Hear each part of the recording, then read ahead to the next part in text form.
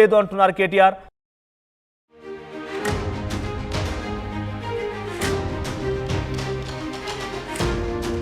నిన్న మీడియాతో కేటీఆర్ చిట్చాట్లో పార్టిసిపేట్ చేశారు. కాంగ్రెస్ పైన సంచలన వ్యాఖ్యలు చేశారు ఆయన. మాకు బీజేపీతోనే పోటీ, కాంగ్రెస్ ది 3వ స్థానమే అంటూ కేటీఆర్ వ్యాఖ్యలు చేశారు. అధికారంలో ఉన్నటువంటి పార్టీ వచ్చే ఎన్నికల్లో 3వ స్థానానికి పడిపోబోతోంది, మేము బీజేపీతోనే పోటీ పడతామని చెప్పి కేటీఆర్ మాట్లాడుతున్నారు.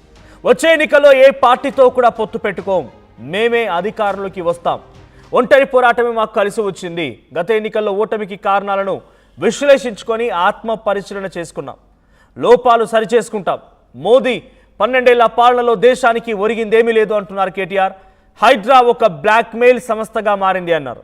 ఇక వసూళ్లు తప్ప హైడ్రా ఏం చేయడం లేదు అని కూడా కేటీఆర్ సంచలన వ్యాఖ్యలు చేశారు. ఇక అధికారుల పార్టీ గతంలో కూడా అటు బీఆర్ఎస్ పార్టీ అధికారంలో ఉన్నప్పుడు, కాంగ్రెస్ పార్టీ ప్రతిపక్షంలో ఉన్నప్పుడు వాళ్ళకి కనీసం అసెంబ్లీలో ప్రతిపక్ష హోదా కూడా దక్కలేదు. ఎందుకంటే పార్టీలో ఉన్నటువంటి ఎమ్మెల్యే మొత్తం కూడా ఒక్కొక్కరిగా బీఆర్ఎస్ పార్టీలో చేరిపోవడం, 12 మంది ఎమ్మెల్యేలంతా కూడా బీఆర్ఎస్ పార్టీలో తమ పార్టీని కంప్లీట్గా సిఎల్పీని విలీనం చేశామన్నట్టుగా అనౌన్స్ చేశారు. ఆ తర్వాత కూడా కాంగ్రెస్ పార్టీకి ఎటువంటి ఆప్షన్ లేదు, కాంగ్రెస్ పార్టీకి వాయిస్ లేదు, కాంగ్రెస్ పార్టీని వారు పట్టించుకోలేదు. కాంగ్రెస్ పార్టీది 3వ స్థానమే, మేము బీజేపీ పోటీ పడుతున్నామని చెప్పి బహిరంగంగానే కేసీఆర్ చెప్పుకొచ్చారు, కేటీఆర్ చెప్పుకొచ్చారు. కానీ చివరాకరణ ఎన్నికలు వచ్చేసరికల్లా బీజేపీ డమాల్లో పడిపోయి మళ్ళీ కాంగ్రెస్ పార్టీ లైన్ బైట్లోకి వచ్చింది. కాంగ్రెస్ పార్టీ అధికారాన్ని చేజిక్కించుకుంది. మేమే పోటీ పడతామన్న పార్టీలను పక్కన పెట్టి 3వ స్థానంలో ఉన్న కాంగ్రెస్ పార్టీ అధికారంలోకి వచ్చింది. ఇప్పుడు మళ్ళీ కేటీఆర్ అప్పుడు అధికారంలో ఉంది కాంగ్రెస్, అధికారంలో ఉన్న పార్టీ 3వ స్థానానికి పరిమితం అవుతుంది, కేంద్రంలో అధికారంలో బీజేపీతోనే మా పోటీ, మేము బీజేపీ పోటీ పడతాం, ఎవరితో పొత్తు పెట్టుకోమని చెప్పి మాట్లాడుతూ హైడ్రా గురించి కూడా వ్యాఖ్యలు చేశారు. నిజంగానే కేటీఆర్ అంటున్నట్టుగా కాంగ్రెస్ పార్టీ వచ్చే ఎన్నికల్లో 3వ స్థానానికి పడిపోద్దని మీరు కూడా అనుకుంటున్నారా? కామెంట్ చేయండి. మా ప్రతినిధి మధు సిద్ధంగా ఉన్నారు ఫోన్ లైన్లో. మధు, సో కేటీఆర్ వ్యాఖ్యలు ఎలా చూడాలంటే ఆయన ఏ కోణంలో మాట్లాడుతున్నారు ఇది? సో గతంలో 3వ స్థానంలో ఉంటుందని చెప్పి ఆయన కేసీఆర్ కూడా మాట్లాడుకొచ్చారు అనేక సందర్భాల్లో. అదే పార్టీ అధికారంలోకి వచ్చినప్పుడు మళ్ళీ అధికారంలో ఉన్నటువంటి పార్టీ 3వ స్థానానికి పడిపోతుంది అని చెప్తూ ఉన్నారు. మా పోటీ బీజేపీతోనే అంటున్నారు. బీజేపీ కేంద్రంలో ఏం చేయలేకపోతుంది, రాష్ట్రానికి ఏం చేయడం లేదని ఎండగట్టేటువంటి బీఆర్ఎస్ పార్టీ ఇప్పుడు మళ్ళీ బీజేపీతోనే మా పోటీ అనడం ఎలా చూడాలి? ఇది ఒక రాజకీయ ఎత్తుగడ అనుకోవాలా? నిన్న కేటీఆర్ చిట్చాట్లో భాగంగా కొన్ని కీలక వ్యాఖ్యలు, దాంట్లో అమ్మ విలువ అన్నం విలువ లేనప్పుడు తెలుస్తుంది, ప్రస్తుతం కేసీఆర్ గురించి తెలుస్తుంది అనేటువంటి స్టేట్మెంట్ ఆయన స్టార్ట్ చేశారు.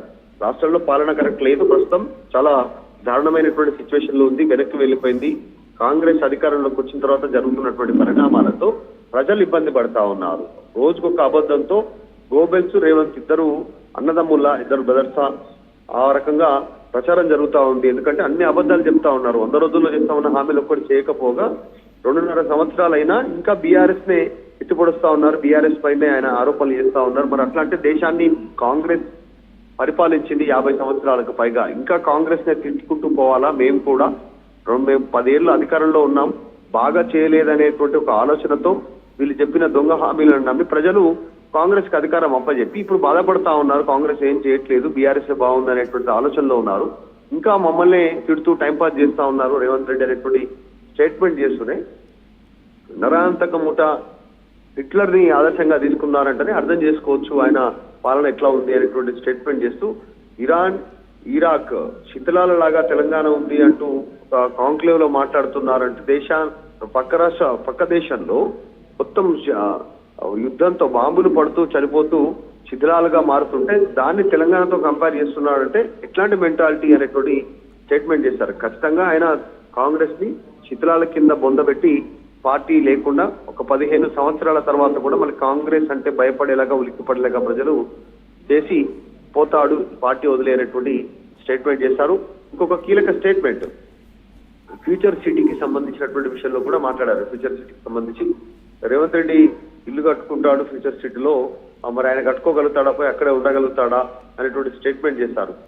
ప్రస్తుతం కాంగ్రెస్ పార్టీ సిచ్యువేషన్ ఎట్లా ఉందంటే ఒక జారుడు బండ నుంచి కిందికి జారుతున్నట్టుగా ఉంది. సో రోజు రోజుకు కిందికి జారుతూనే ఉంటుంది, మళ్ళీ పైకి వెళ్ళేటువంటి సిచ్యువేషన్ లేదు, ఆ పరిస్థితి ఉంది. డెవలప్ అయ్యే పరిస్థితి లేదు కాంగ్రెస్. ఖచ్చితంగా వాళ్ళు రారు, 3వ స్థానానికే పరిమితమవుతుంది కాంగ్రెస్ పార్టీ, మళ్ళీ గెయిన్ అయ్యేటువంటి సిచ్యువేషనే లేదు అంటూ స్టేట్మెంట్ చేశారు. 100% ఇప్పుడు 2 చెరువులు మాత్రమే బాగు చేసి 100% ప్రచారం చేసుకుంటుంది హైడ్రా పేరిట రేవంత్ రెడ్డి. గతంలో 100 చెరువులకు పైగా హైదరాబాద్ లోనే బాగు చేసినటువంటి చరిత్ర బీఆర్ఎస్ ఉంది. ఎక్కడ ప్రచారం చేసుకోలేదు, మార్కెటింగ్ చేసుకోలేదు అంటూ స్టేట్మెంట్ చేశారు. 55 సంవత్సరాలు కాంగ్రెస్ పరిపాలించి దేశాన్ని ఎంత నాశనం చేసిందో ఈ 5 ఏళ్లు చాలు రాష్ట్రాన్ని అధోగతి పాలు చేయడానికి రేవంత్ రెడ్డి అంటూ స్టేట్మెంట్ చేశారు. అనేక అంశాలపైన ఇక 9 హెట్టి పైన కూడా మాట్లాడారు. అది కాదని తెలిసినా కావాలని దానిపైనే పడ్డారు. అదే ప్రయత్నం చేస్తా ఉన్నారు. ఎల్ఎన్టీని బెదిరించారు, ఎల్ఎన్టీని లాక్కున్నటువంటి సిచ్యువేషన్ ఉందంటూ స్టేట్మెంట్ చేశారు. ఇలా అనేక అంశాలు మాట్లాడుతూ పార్టీ గురించి కూడా మాట్లాడారు. త్వరలో పార్టీ ప్రక్షాళన ఏనున్నారు.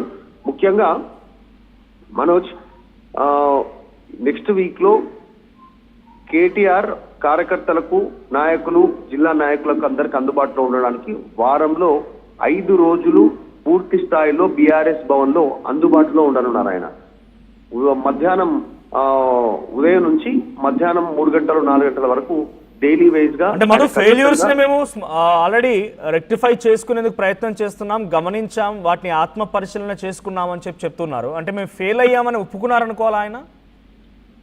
అంటే ప్రజలు మేము ఫెయిల్ అయ్యామని అనుకోనే కాంగ్రెస్ కి అధికారంలోకి ఇచ్చారు అనేటువంటి స్టేట్మెంట్ చేశారు ఆయన ఖచ్చితంగా. ఎందుకంటే ఓటమి చెందిన తర్వాత నైరాశ్యం ఉంటుంది. నైరాశ్యం నుంచి బయటికి రావడానికి ఆలోచన చేయాలి. మాకు కూడా కాస్త సమయం పట్టింది. ఎందుకంటే అంతా బాగు చేస్తాము అనుకున్నాం మేము. ప్రజలు మాత్రం మమ్మల్ని తిరస్కరించారు, కాంగ్రెస్ కి అధికారం ఇచ్చారు.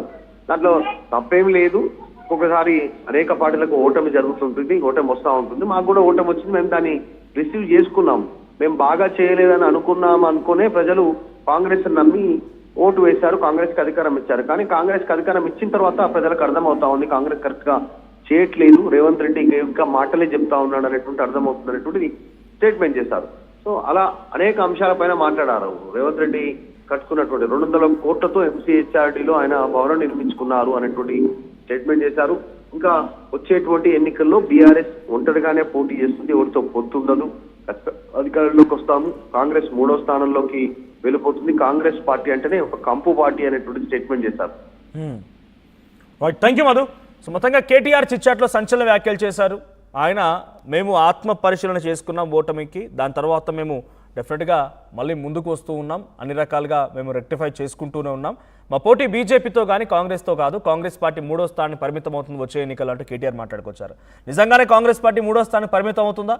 కాంగ్రెస్ అధికారంలో ఉన్నటువంటి పార్టీని 3వ స్థానం నెట్టేసి బీజేపీ బీఆర్ఎస్లు పోటీ పడతాయా? మీ అభిప్రాయం ఏంటో కామెంట్ చేయండి. At the same time KTR త్వరలోనే పార్టీ నేతలకి సమయం ఇవ్వడానికి యాజ్ పర్ మా మధు చెప్తున్నట్టుగా వారానికి 5 రోజుల పాటుగా తెలంగాణ భవన్లోనే పార్టీ కార్యకర్తలకి, నాయకులకి సమయం ఇవ్వబోతున్నారు, వారు కేటాయించబోతున్నారు. ఒకనొక సందర్భంలో పార్టీ ఓడిపోయిన తర్వాత పలు నియోజకవర్గాల్లో మీటింగులు జరుపుతున్నప్పుడు కూడా కేటీఆర్ కానీ హరీష్ రావు గారు ఎదురైనటువంటి కొన్ని సందర్భాలు, మరికొంత మంత్రులకు ఎదురైనటువంటి అంశాలు ఏంటంటే బహిరంగంగానే బీఆర్ఎస్ పార్టీ నాయకులు మీరు సమయం ఇవ్వకపోవడం, మీరు పట్టించుకోకపోవడం మూలంగానే ఇదంతా జరిగిందని చెప్పి నిరసన కూడా వ్యక్తం చేశారు. అంతేందుకు మొన్న హరీష్ రావు ఒక పర్యటనలో ఉన్నారు. ఆయన సింగరేణికి సంబంధించిన పర్యటనలో ఒక వేదిక మీద ఆయన మాట్లాడుతూ ఉండగానే కింది నుంచి ఒక కార్యకర్త వచ్చి మీరంతా చేయడం మూలంగానే మేమంతా అబాస్ పాలయ్యామని చెప్పి ఆందోళన కూడా వ్యక్తం చేస్తూ ఆయన కూడా ఒక స్లోగన్ కూడా ఇవ్వడం జరిగింది. అంటే గతంలో గంగుల కమలాకర్కి ఇదే ఎదురైంది. సో వరుసగా ఎదురవుతున్నాయి ఈ సంఘటనలన్నీ కూడా. సో ఇప్పుడు నిజంగానే బీజేపీతోనే మా పోటీ, మేమంతా సెటరైట్ చేసుకున్నాం, కాంగ్రెస్ అంటేనే కంపు పార్టీ అన్నట్టుగా కేటీఆర్ మాట్లాడుకొచ్చినట్టు తెలుస్తుంది తన చిట్చాట్లో. సో మీ అభిప్రాయం ఏంటి? కామెంట్ చేయండి.